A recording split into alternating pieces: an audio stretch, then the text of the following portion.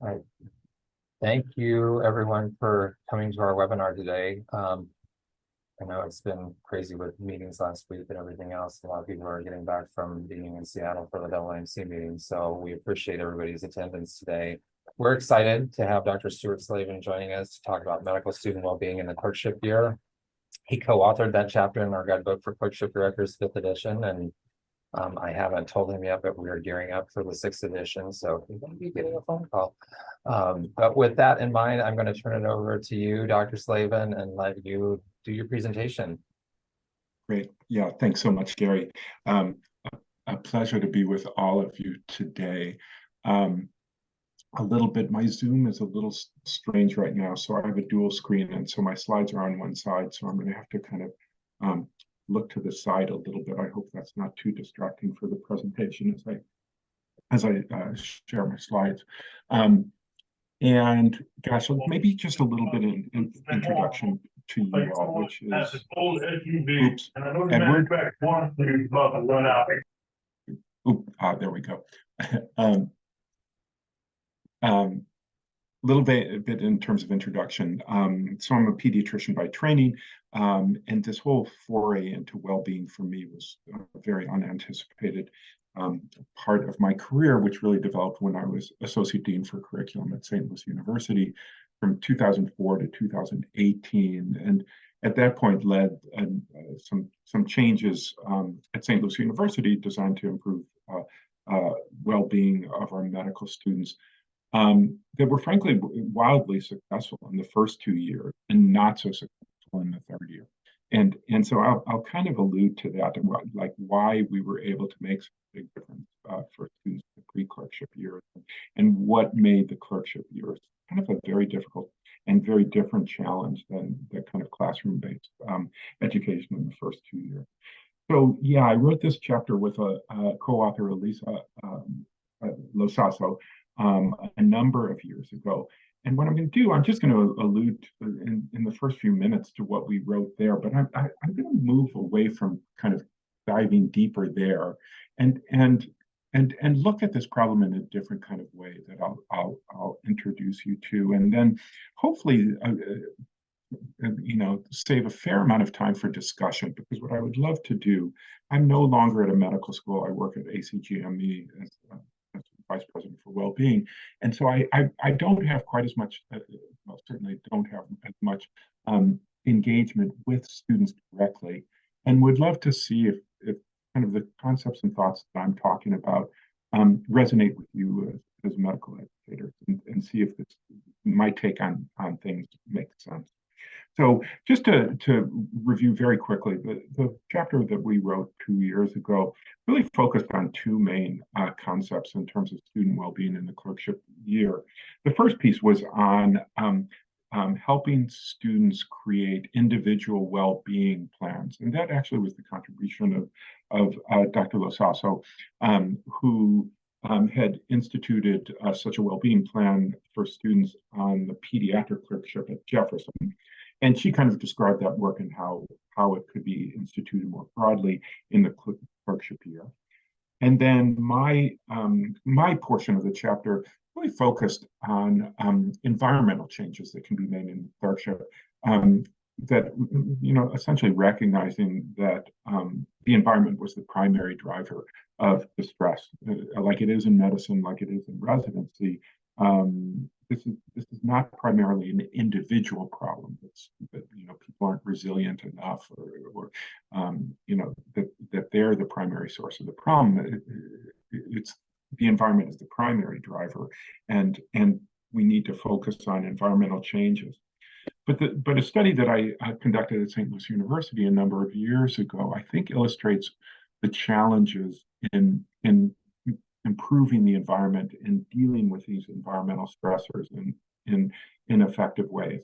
And so the study I did was basically surveying third-year students at the end of their clerkship year, asking them to rate a whole host of potential stressors, things like mistreatment, grading policies,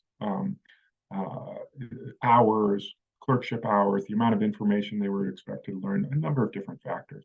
And the thing that, we went into it anticipating, well, I asked them to rate them on how much stress or distress that it's caused them. And frankly, we went into the study thinking, oh my goodness, it's going to be mistreatment. Mistreatment is the main distressor in the third year, and we should be focusing on that. And it actually was really fascinating, which was mistreatment, and the varieties of mistreatment were actually the lowest rated stressors of any of the stressors that students face. And it isn't that they weren't being mistreated; they were being mistreated, but it didn't seem to have as much as a negative impact on them as other aspects of the learning environment. And to me, the top three, I think, which were pretty striking, the number one highest rated stressor, and I remind you, this was a good 6-7 years ago at least, the highest rated stressor was working with unhappy residents. The second highest stressor or distressor was working with unhappy faculty. And the third highest rated was subjectivity and unfairness of grading. And so I think, ironically, if we're going to improve the mental health of students in the third year in the clerkship year, I think we're primarily going to have to focus on interventions to help residents and faculty avoid burnout, avoid depression and anxiety, and hopefully flourish. Because I think it's too much to ask students or to expect students to be happy in a setting in which the people who are supervising them and the people who are, ostensibly responsible for their education are burned out, depressed, etc. So the other I'll just say of that third stressor, which is like a really tough one that maybe we'll have time to talk about at the end, is really trying to address this problem of subjectivity and unfairness of grading. We rely so much on faculty and residents to evaluate students, and I don't need to tell you all about the potential biases and inaccuracies, and frankly, that many just are not terribly invested in spending a lot of time either observing or evaluating students. So it's a very difficult problem to handle. So rather than, as I said at the outset, rather than going into those in deeper senses, that's there if you want to read in the chapter. I want to look at this in a different way, and hope I can get my slides to advance. There we go. So, really want to look at this issue through two lenses, which is, again, I said the primary problem is environmental, but it's not the only source of distress for students in the clerkship year. Students come in with psychological vulnerability, many of them, that they don't develop in medical school, that they bring in before they come to medical school. So I want to focus in on that today to some degree. And then the second is I've gotten kind of connected to a number of people who are kind of acolytes of this theory of self-determination theory, both in the medical world, where some people at HCA Healthcare are doing some interesting work with this as a kind of organizing model or theory, but also I'm increasingly connected to people in the K-12 world. And there's a big movement there that uses self-determination theory to help students kind of thrive and flourish and be kind of motivated to grow. So those are going to be the kind of two animating constructs that we're going to look at today. I'm going to focus on. So these psychological vulnerabilities are pretty significant. And I guess what I would start with is I think there's a pretty widely held belief that medical students start medical school with mental health equal to or better than their age-matched peers. And frankly, I'm very skeptical about that. That belief is really based on the fact that if you survey students at orientation, they have a significantly lower depression and anxiety rates than does the general population age match. But the problem is the survey instruments that we use to assess that ask, how have you done in the last 2 weeks? In the last 2 weeks, in orientation, what we need to realize is they've mostly been on vacation the last 2 weeks. The big stressor that they faced is moving potentially to a new place and meeting new people. But a lot of the stressors inherent in life are not present in orientation. And I'll speak more deeply about that in a bit, because I've been doing work. ACGME granted me 15% time to work on adolescent and young adult mental health. And I've had the good fortune to do research now at 20 high schools around the country, and also um, uh, one college and looking at pre-medical students. And so some of that experience has really informed what I'm going to talk about today, because I think I've started to get a good feel for what it is that students come to us with. So first is that many students come in with previous histories of mental health challenges, and substantial depression and anxiety rates. Um, and and the second, though, that they have is what I kind of term these problematic mindsets, and automatic thoughts, which is something that I've been interested in for a good dozen years, ever since I was at St. Louis University working with medical students on their mental health as well. So what I have to say is these problematic mindsets and automatic thoughts don't kind of pop up in medical school. They really do are developed, I think, long before then, and that's where some of my work is showing in these high schools, which I have to say are not the kind of urban and rural underserved. These tend to be more privileged communities, but not extraordinary ones, kind of middle class and higher. And what I'm finding is really, I think, different than what's being said out there in the general public right now. Everybody's acknowledging we have a mental health crisis with our adolescents. No one is debating that. But what I find a little concerning is many people, researchers, and even the Surgeon General of the U.S. Is pointing their finger at social media. That social media is the main driver of this distress.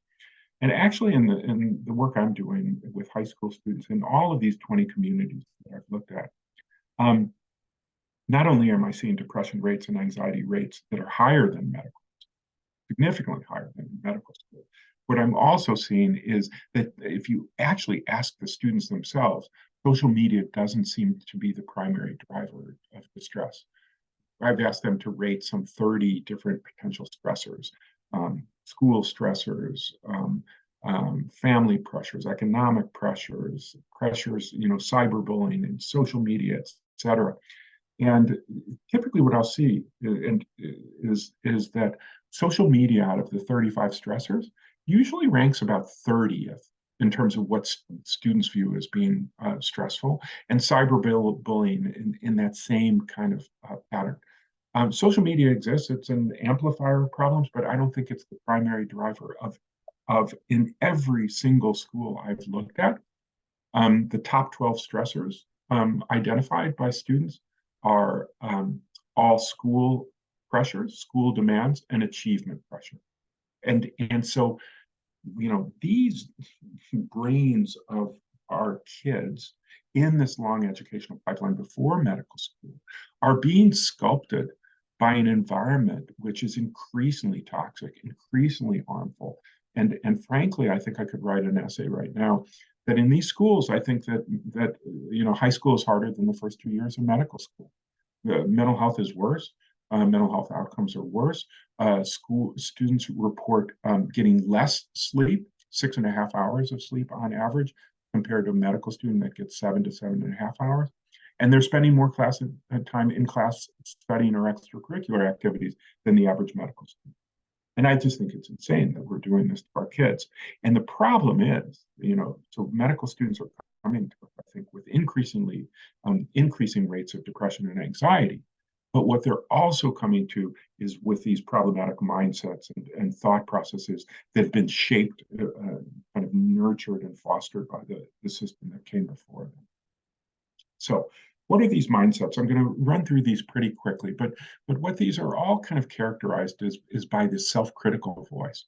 And some of them have been studied pretty deeply, others less so and need more attention. But so first one is viewing performance as identity. For a medical student, it's an experience of getting, well, I guess I can't say step 1 score anymore since it's pass fail, but let's say a step 2 score or a grade on a clerkship. And rather than saying, I got this score. I am this score. It defines me. It's my self-worth as a human being. When things don't go well, when your performance isn't ideal, the impact on your well-being is much greater if you think of your performance as who you are rather than what you've done. So that's the first mindset. Second is personalization and self-blame, which is there's a tendency for some students, but certainly not all, that when things don't go well, to just heap all of the blame on themselves. How could I be so stupid? Why didn't I study this? I should have studied harder. How could I have answered that question? I was with a group of student affairs teams recently, though, and they remarked, no, there are certainly students on the other end of the spectrum who don't take enough accountability for themselves and are only blaming the system and the culture and aren't using that lens. But there's still a substantial number of students who just, if their performance isn't ideal, they come up on it. Third one is comparison, and the kind of toxic comparison. This idea that you only feel good about yourself if you're outperforming other students. I think one of the setups in med school, which is so tough, is, the vast majority of medical students have been in the top 10% of everything they've ever done. And what we have to realize is that half of medical students are going to be below average.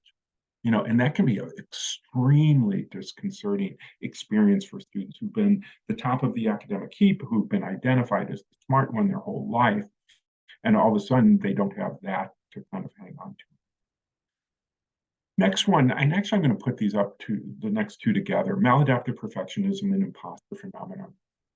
An imposter phenomenon has received a fair amount of attention, as it should. And what is it? It's, you feel like an imposter, you're a fraud, you don't know what you're doing, you're not really capable, you're fooling people, and it's only a matter of time before you're discovered, before you're outed. Again, that's received a fair amount of attention, certainly in graduate medical education and in medicine. I would imagine probably in undergraduate medical education. I'm not as connected with that now that I'm at CGME. But the other that I don't think is still receiving enough attention is maladaptive perfectionism, which is kind of exactly what it sounds like. It's setting the bar so high for yourself that you're repeatedly disappointed in yourself, not in your performance, in yourself. And there's some great scales for maladaptive perfectionism that I've used in a number of surveys that I'll speak to in a minute. But before I talk more about those kind of mental models, I want to talk about these are the mental models, but then what we also have to say is that associated with these can be feelings. And the ones that have interested me are feelings of inadequacy, feelings of embarrassment, and the most toxic one, which is actually feelings of shame, which can feel very destructive and distressing. And an interesting work that I study at St. Louis University that we did was we looked at first-year students with screened them for maladaptive perfectionism and imposter. And those who screened positive for maladaptive perfectionism and imposter were much more likely to endorse feelings of inadequacy and shame. And those who had feelings of inadequacy, embarrassment, and shame were much more likely to be depressed or angry. So that's cross-sectional, so you can't prove causality, but it certainly fits with a kind of psychological cognitive behavioral model that thoughts can contribute to feelings, and those feelings can contribute to adverse mental health outcomes that can then lead to even more distorted thinking. So these feelings are really substantial, and I would imagine in the clerkship year, all of these kind of mindset and feelings can come into play. And then the last one that I want to mention is the Stanford Duck, which is Stanford undergrads came up with it. And I think it's a term that's important for everyone to know in medicine, which is Stanford Duck. If you imagine this duck floating along the water, so peaceful, so calm, like not moving a muscle. But if you look under the surface, their little feet are paddling like crazy. So, what it means is that so often, I think, particularly in the medical profession, is we hide our distress, we hide our vulnerability.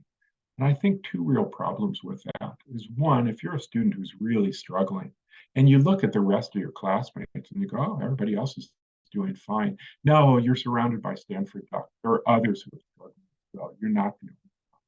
And then especially for staff, administration, for faculty, I think it also, if people are really hiding their vulnerability, it makes it much more difficult for us to kind of uh, um, find those students who are really at risk potentially with suicidal ideation or potentially suicidal or making suicide attempts.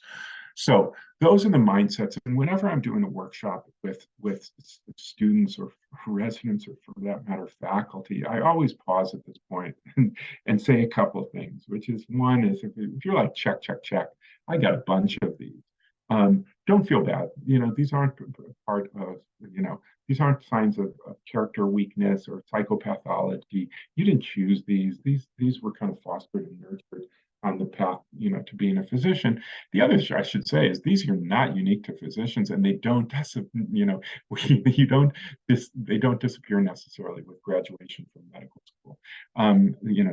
These can stick with you. So even for some of you as faculty or staff, I wouldn't be surprised if you've had challenges dealing with some of these. So that's one thing that I always say. And then the second I always say is, oh yeah, if I ended the talk now, it'd be really depressing. Thanks so much. I really appreciate you pointing these out. But I think the important thing to say is, no, there's hope. There's hope. And the reason there's such hope with these is every one of these mindsets can be changed. None of them are fixed.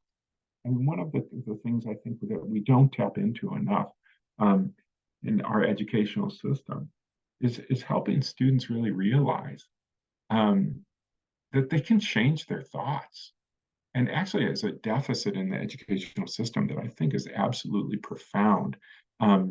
Is that we spend very little time, sometimes no time at all, oftentimes no time at all, um, um, giving students the ability to examine their thinking and manage it in ways that are more correct, more accurate, and that serve them better.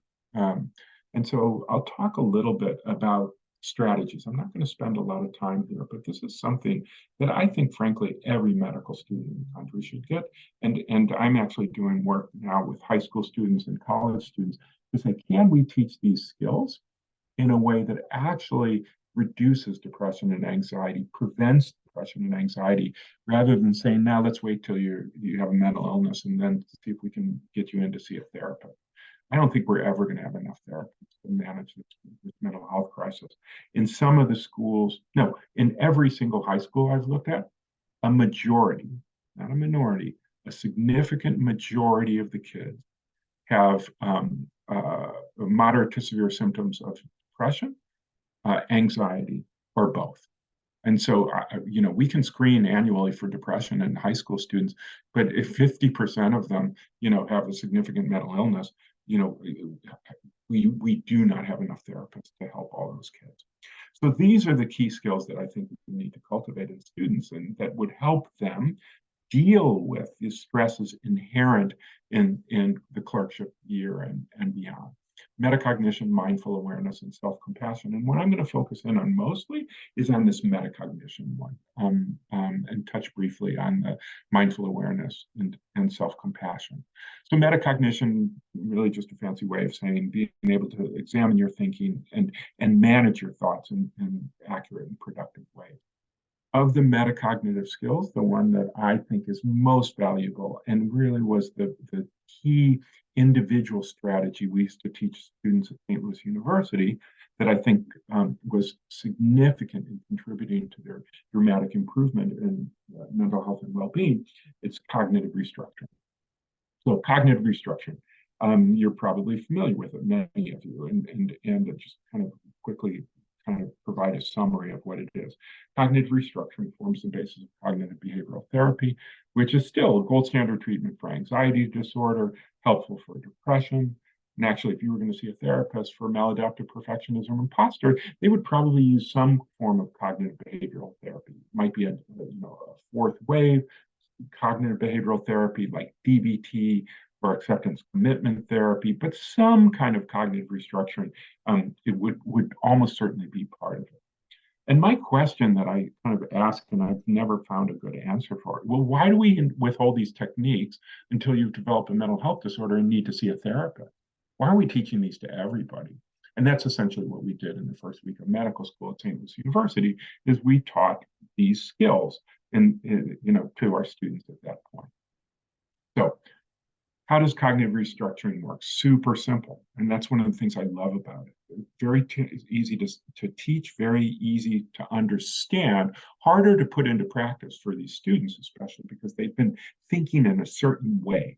And so I think there's a certain neuroplasticity, restructuring of your brain, resculpting of your brain that is needed to actually engage in cognitive restructuring. So the problem is we tend to go through life thinking adverse event equals outcome. Something bad happens in our life, that's our personal outcome. And we're not supposed to think in absolutes in medicine, but this is one where I think there's an absolute. It is not true. It's never true. It's never just the adverse event that equals the personal outcome. It's the adverse event plus your cognitive emotional reaction that equals the outcome. And the problem is that we are all susceptible to distorted and harmful cognitive and emotional reactions that can produce a worse outcome than is needed, that produces a worse outcome. And some of those kind of distorted reactions are the ones I talked to you about, already. These kind of mental models or filter in terms of how we look at ourselves and our achievement and performance in this world. There are another set of automatic thoughts and cognitive distortions I'll get to in a moment. But I want to tell you a quick story that I think I've started using in my talks for about the last year, and I think generally resonates with people to kind of explain this adverse event plus cognitive emotional reaction that equals the outcome. And it actually comes from Buddhism. And I always say at this point, like I'm not a practicing Buddhist, and if there are any in the audience, I hope I honor this story. But basically, the Buddha says that when something bad happens in our lives, two arrows fly out. Two arrows fly out. The first arrow is the event itself. And that one, you can't change the trajectory of that. That arrow is going to hit and it's going to hurt. But every time there's a bad event in our life, there's a second arrow that flies at us. And that's the arrow we shoot ourselves. And that arrow is basically the meaning, the story, the narrative that we attach to the event. And that's what cognitive restructuring is about, is trying to manage that second arrow. So maybe it hits a glancing blow or doesn't hit deep, and so that it doesn't add to, or what Thich Nhat Hanh, Buddhist monk says or said, is that it can multiply the pain experienced by the first arrow. That's what we're often seeking, is to manage that second arrow. So not to be happy when something bad happens, but not to tell a story or a narrative that makes that pain worse than it is.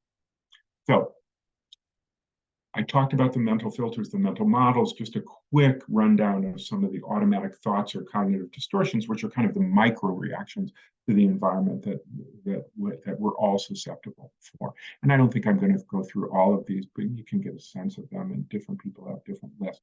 But it's magnifying, taking a relatively small event, blowing it up into something really big, all or nothing thinking, which goes along with perfectionism. You either get the result you want, or you consider yourself a failure. There's no gray area. Oh, I did pretty well. Maybe I didn't get what I wanted, but that was a pretty good performance. Overgeneralization, looking at one negative event and seeing it as a pattern of bad things you always do or bad things that happen to you. Tunnel vision, focusing in on this negative event and discounting all the positive things you do or all the positive things in your life. Fortune telling, predicting the future with certainty, catastrophizing, exactly what it sounds like, is predicting some huge future catastrophic outcome because of some small event that occurred. And then mind reading, believing we know with certainty what someone is thinking or why they're behaving in a certain way. We can never be sure. We can think we know, but we can never really know why somebody, what somebody else is thinking. And then finally, disbelief if anyone finds distortions. And I've talked to medical students back at St. Louis University, and they said it was really tough sometimes to let go of these distortions. And maybe we can talk at the end about what is the attractiveness of them? Why do we not want to let go of them? So those are cognitive distortions. Again, if you're like, check, I got a bunch of them, don't feel bad. I mean, these are pretty common and widespread, not just in medicine, but in the general population. So What I'm going to talk about briefly, just to introduce this idea to you, well, what is cognitive restructuring is about. And it's really simple, as I said before, 3 steps. It's basically how to counter the narrative. The first step is to notice and the thoughts, and you may say, well, that's pretty obvious. We notice our thoughts, we notice our feelings. Not necessarily. Things are coming at us so quickly. And this is where the mindful awareness, that second key skill, I think is important. And maybe, again, I'm not going to go into cultivating mindful awareness. Certainly, meditation is one path, but I think we have to give students other opportunities that don't take as much time, informal practices, and we can explore that at the end if you want. So that's step one, is noticing. The second step is labeling, to give your thoughts and feelings a name, or names, plural. If you're feeling upset, looking at yourself and going, what's going on here? Oh, there's the maladaptive perfectionism, or, oh, that's the imposter. I see I'm doing all or nothing thinking. And this is where the self-compassion comes in. That process should, at a minimum, be done with neutrality and ideally with a little bit of self-compassion. This is the point where you do not want to say, oh, I'm such a loser, I can't believe I'm doing this again. But looking at yourself with kindness. And then the third one is disputing. And this is where some of the other new wave cognitive restructuring, like DBT, ACT, don't actually pursue the disputing. But traditional cognitive behavioral therapy it says, yeah, you need to then challenge the narrative, challenge the thoughts that you're having. And I'll just mention very briefly 2 strategies which I'm fond of. So one is, what's the evidence that this thought is true, and what's the evidence that it's false? And an example I give is, I remember at St. Louis U, working with medical students. I always enjoyed talking with them, and particularly if they were struggling, I wanted to explore it. And I remember a number of times, and you've probably, as medical educators, seen this before, where students say that, like, they admit to feeling stupid. Like, literally, they'll use that word, I feel stupid. And I remember talking to my daughters, who were teenagers at the time, about this, and they were just incredulous. They said, how could they feel stupid? They're medical students. They're medical students. And I think that my daughters were kind of right. I mean, if the evidence that you're, quote, not stupid is pretty profound. We tend not to admit students with low IQ to medical schools. So if your performance isn't up to par in some kind of way, you got to remember you're surrounded by some of the most intelligent, academically skilled people in the history of mankind. So the idea that you go to feeling stupid just doesn't feel very accurate, right? So that's one piece. What's the evidence? And then the second one, which I really enjoy, is this idea of what's called the double standard. So for a medical student, let's say your best friend in medical school comes to you, and, oh my gosh, I didn't do well on that exam. I really I scored 10 points, 15 points lower than I really had hoped for. Would you say to your best friend, oh, well, you're stupid. You have no idea what you're doing. You're never going to make it through med school. If you do, you're going to be a lousy doctor. Of course not. You would never say that to your friend. The question is, well, why do we use a voice with ourselves that we would use with no one else? And frankly, if someone else used that voice with you and said, those things, you'd be outraged. How can you speak to me that way? And I think what we have to challenge our students to do is, if how can you speak to yourself that way? I do think in conversations with students, sometimes they've gotten so used to doing this that they feel it's necessary. That if they aren't really brutally tough on themselves, their performance will drop. And I just disagree completely. And what we should be after with students is a healthy pursuit of excellence, and rather than an unhealthy pursuit, an impossible pursuit of perfection. That's the place we need to get to be. So that's it in terms of cognitive restructuring and all of the kind of mindsets and cognitive distortions. One more mindset that I wanted to add in for this talk especially, which is a kind of mindset or an orientation to life that I'd love to explore with you all at the end, which is, I was at a conference recently, NBME conference, and had a chance to talk to a fair number of people in the student affairs world. And they all, to a person, really said that kind of what I'm going to be talking about seem to be increasingly prevalent in students, which I don't blame the students for this. Just to be right from the outset, I think again this is one of those mindsets that was fostered and nurtured on this pathway to med school. Is I think that there is a hyper focus, an absolute hyper focus on one's own performance, one's own grade, and with this idea of, I have to prepare myself for the competition of applying to residency, right? That's what it's about. And I think what I've heard increasingly is students' behaviors then that seem less interested in learning and more about, oh, how can I maximize this evaluation? So that, and this was going on at St. Louis U to some degree when I was there, is that if you're giving students choices about which, site to rotate through or what service to rotate on, that there were a significant number of students who would choose those not based on any interest, but on the reputation that the hours were shorter there, so that they could go home and study for the NBM subject. Then the second one is that students who seem less invested in actually learning and sticking around during the day in the clinical setting and more eager to get out, so again that they can study for the NBME subject exam, which they know is going to have a disproportionate impact on their final. And what I worry a little bit about is, well, a number of things, but I worry that this pressure, one, may be getting worse, two, because of the pressure students have been on in this educational pipeline, but also, though, I think it feels increasingly that we have students who are coming to med school not to become a doctor. No, they're coming to become a neurosurgeon or an orthopedic surgeon, or they have this focal goal. And there's this, I think, these set of cognitive distortions that go with it, which is, if I'm not an orthopedic surgeon or a neurosurgeon, or plastic surgeon, or et cetera, I will never be as happy as if I make it into a specialty. So I think there's kind of this hyper focus, and I don't blame the students for this. Again, just to be clear, they're products of their environment. We've kind of created this monster in some way. And certainly there's students who transcend it, but I think that there is a shift that's going on. It's always been there, but I think it's getting more extreme. And it's being faced in the clerkship year, and maybe finally is being enhanced because, at least for some of those students, when there was a step one score, I mean, at least like for some students, you got your step one score, and maybe they wanted to be a dermatologist, and they know before they enter the clerkship year, it's like they're not going to be a dermatologist because of step one score. So what you have is a bunch of students who are pursuing particular specialty dreams. And they know the currency of the realm is not, it's step two, but it's also clerkship grade, clerkship scores, and performance there.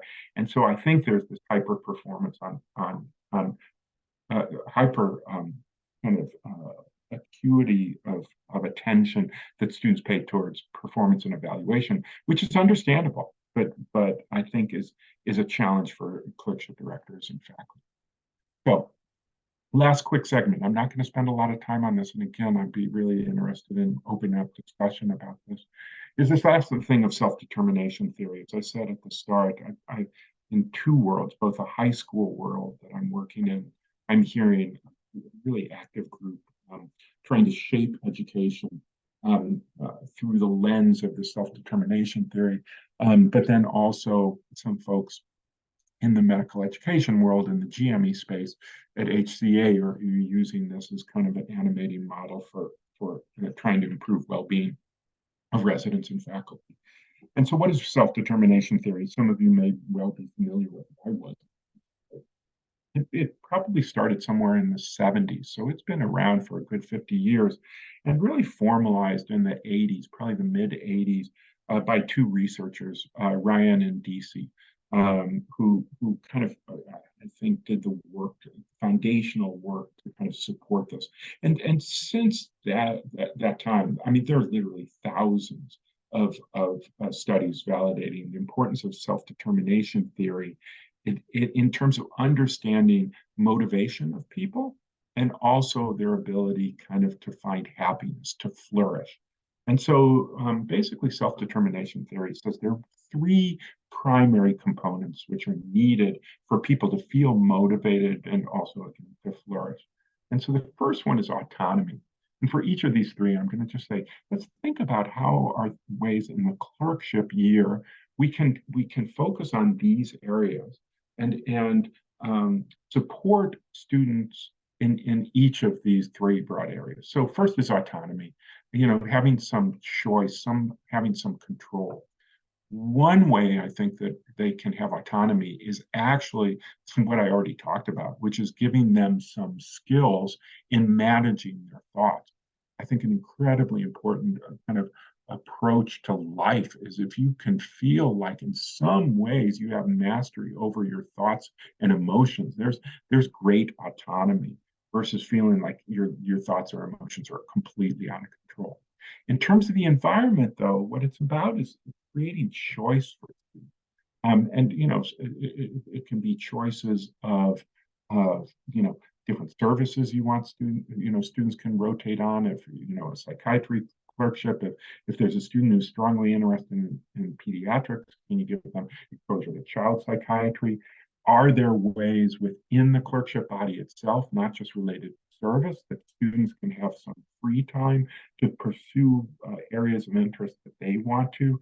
Are there particular clinics that can be a thread through their rotation? So wherever possible, trying to give students some autonomy, some choice in what they're doing, I think is something that we should be striving for.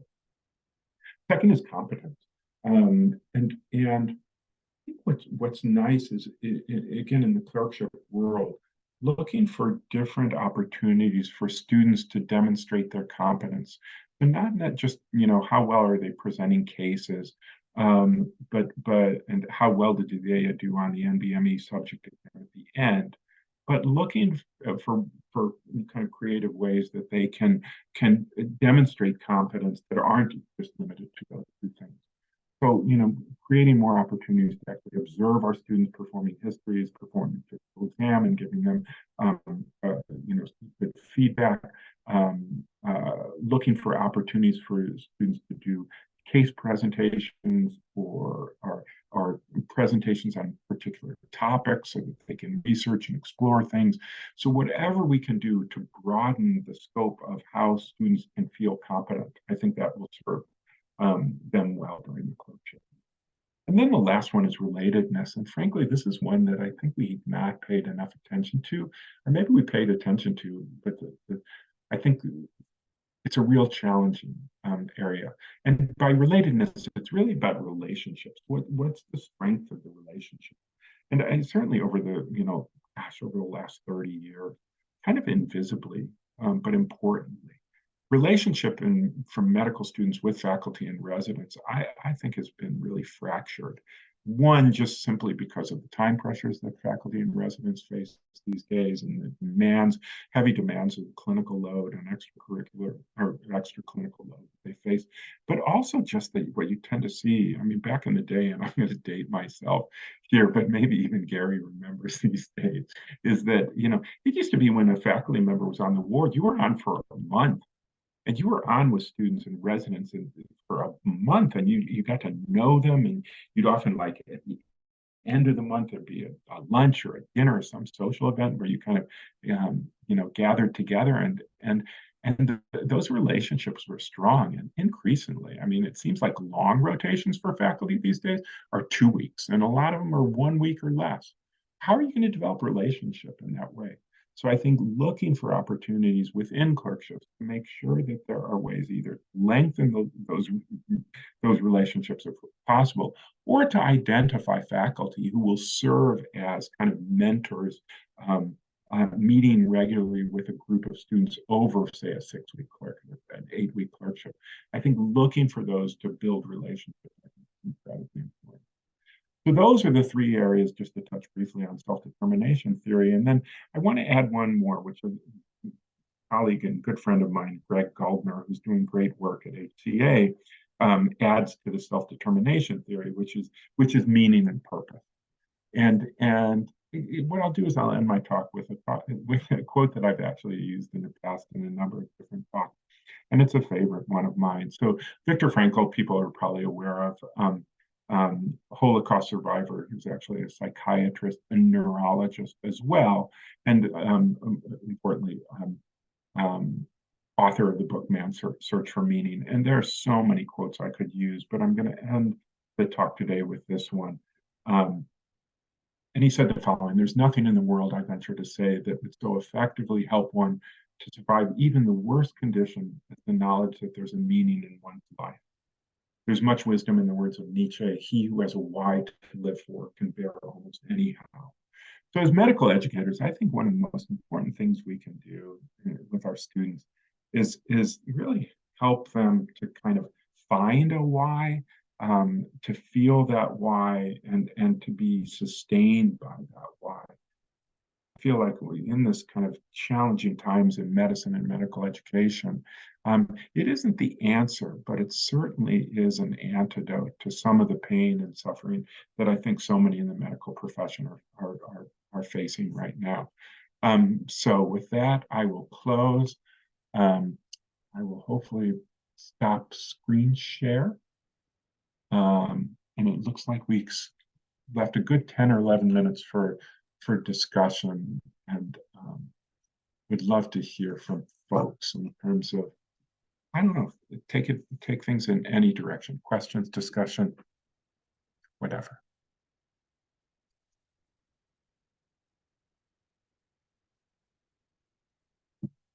And feel free to come off, if you come off camera, or just unmute and speak if you're willing.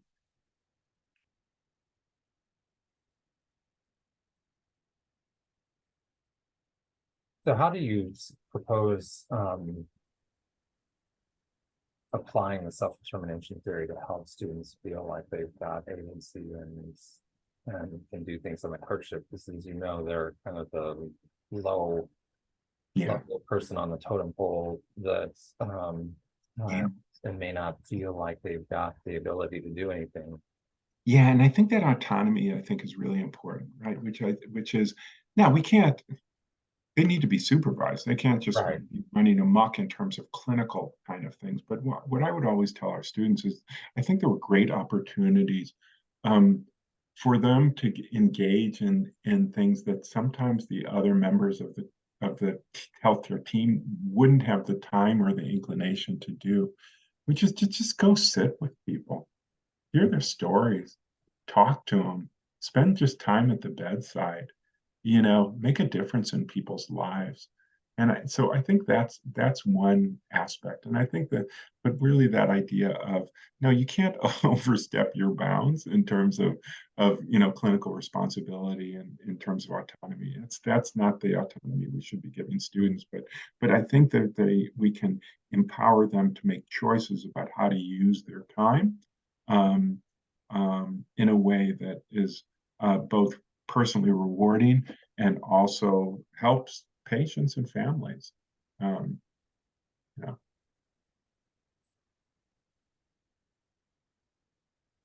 so the devil in me is coming out now. So how would you help a student who would say, that's all fine and good, Dr. Slavin, but I need to do really well on this health exam, and so why am I even here if I'd rather be studying? No, it's really hard, because the reality is, and this is the painful piece of it, I mean, especially, which is, I don't think we have any evidence. Well, we certainly had no evidence that step one, and I think it's also step two, has any real correlation with future performance as a doctor. The intent of those was, they were made for medical licensing exams. They were not intended to be used for assessing somebody's suitability for residency training. And so, one of the things I used to tell students in the first year at St. Lucie University was, yeah, these multiple choice exams are important, but don't give them too much power in terms of viewing them as a measure of your self-worth as a human being, or your potential as a physician. mean, I think a quick aside is that to a great degree, they're measures, I think probably, and this hasn't been studied well enough, they're measures of historical wealth and advantage of the family you were raised in. I don't know if people saw the New York Times article recently, which is they looked at SAT scores above 1,300. Did you see this one, Gary? No. Nationally, 13 scores, all the scores above 1,300, which is what, 650 on both components. I don't know what percentile is that. 33% of those scores nationally came from kids from families in the top 0.1% of income. Over 60% came from the top 1% of income. 0.6% came from the bottom 20%. So what these standardized multiple choice exams, to a great degree, yeah, they're a measure of intelligence, certainly to some degree, but mostly they're a measurement of advantage and have no correlation with future performance. So it's really brutal, right? Because you have this thing where we have this measurement that we continue to use that is extraordinarily vitally important in clerkship grades, and in therefore ranking for residency. So what do you tell students? I guess to me, the main thing, getting back to your original question, is yeah, they matter. Work hard, study hard. But ultimately, especially for students who really feel like they have to be, fill in the blank, urologist, neurosurgeon, et cetera, there's a fortune telling aspect to that. You don't know for sure. You might be miserable as a urologist. You might be miserable as a dermatologist. So if you invest that future with some certainty that it is the path to all of your happiness, I think that's a dangerous.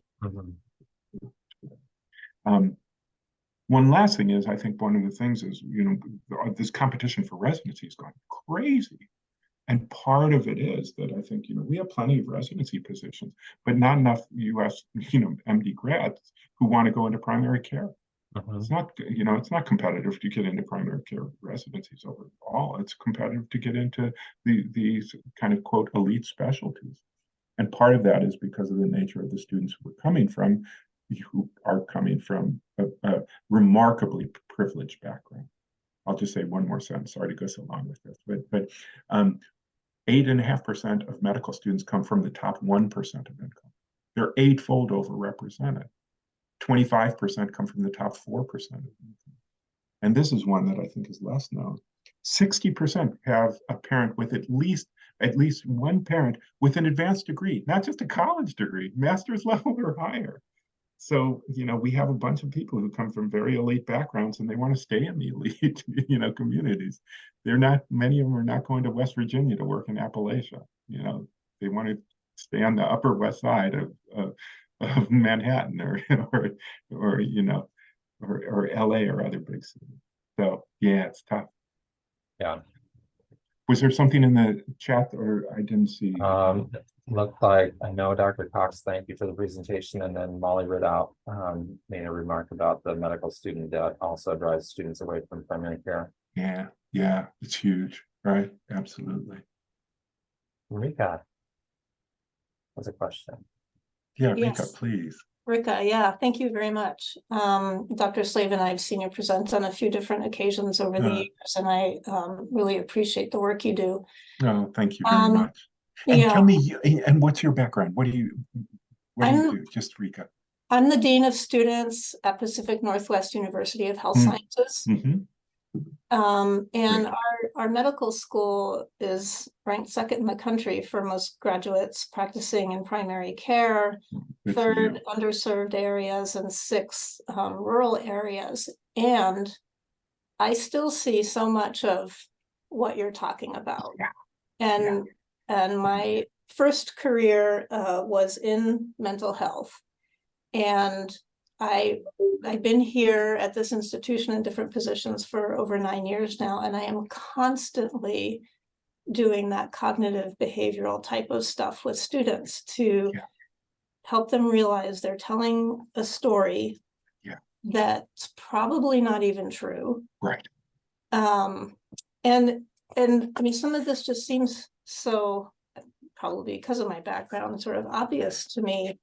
But I look at medical school curricula, and in so many of them, there is no room for reflection.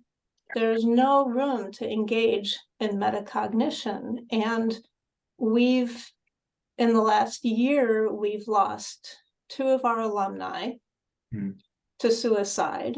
And I don't think it has anything directly to do with their undergrad medical ed experiences directly, but it makes me wonder, how can we convince the powers that be how important these other aspects are that aren't, students aren't going to get questions about this stuff on their board exams. Right. And so the students have less interest. And how do we work this in so that those who didn't get the opportunity to learn these skills earlier on have an opportunity to do that before they academically fail because they're so stressed out, or they're doing great academically, but they're dying inside. Yeah. Or they get through the first couple of years and they move on to the clinical years. And most students prefer that time anyway, but it is another adjustment. Yeah. And I don't know if you have any insight into I'll speak to that. No, I think you're absolutely right, Rika. And I'll just say, the work I did at St. Louis University, I wish was replicated everywhere. I mean, it was so easy to do. Politically, it was really challenging, but it cost almost nothing to do. Didn't require a major redo of the curriculum. But basically, we went pass-fail grading in the first 2 years. Didn't use any performance measures at all in the first 2 years to decide who's eligible for AOA, and we didn't share it with residency. So it was like this cooperative, collaborative environment. There was no reason for people to compete, right? And second is we cut the curriculum by 10% across the board. Everybody had to give up 10% time. We created longitudinal electives, 1 full day off every other Wednesday for them to engage in things they cared about or take care of themselves. Learning communities in which they had the opportunity to engage in things that they loved or cared about, strong relationships between students and faculty, and ultimately over a 5 or 6 year point, and then the resilience mindfulness curriculum, which was an hour and a half in the first year, hour and a half, and then in the second year before the boards, another hour. That was it. No, we reduced depression and anxiety by 80%. And 80, which is unprecedented. And board scores went up and failure rate dropped. Right. So we are in this fixed state where everybody feels like we have to teach them all this stuff. Well, no, it's grotesque. And it's not just bad for well-being, it's bad for education. That's the thing. So it's just mind-boggling to me and so frustrating that we aren't doing better. And sorry to go on this rant, but the last thing is, people should be aware, year 2 questionnaire since 2016, despite all of these well-being efforts, everybody in the country, trying well-being of medical students, our top priority, all these wellness programming, wellness deans, it's gotten worse. Perceived stress is worse. Disengagement, exhaustion, worse than they were 7 years ago. And that's before the pandemic. Right. So I don't know, Rika, we need like a revolution in this area. And I'm, kudos to you for doing the work you're doing. I think it's just person by person trying to push against the culture and see what you could do. That's it. So thanks for your question and point. Yeah. Thank you very much. We're a couple minutes past time, Gary, so I want to be respectful, and I know people are busy and things, and so good to join you all. I really appreciate you taking the time. Yeah, no, we really appreciate you taking time to do this talk today, Stuart. It's fantastic. So thanks everyone, and have a great rest of your day. Yeah, take care all.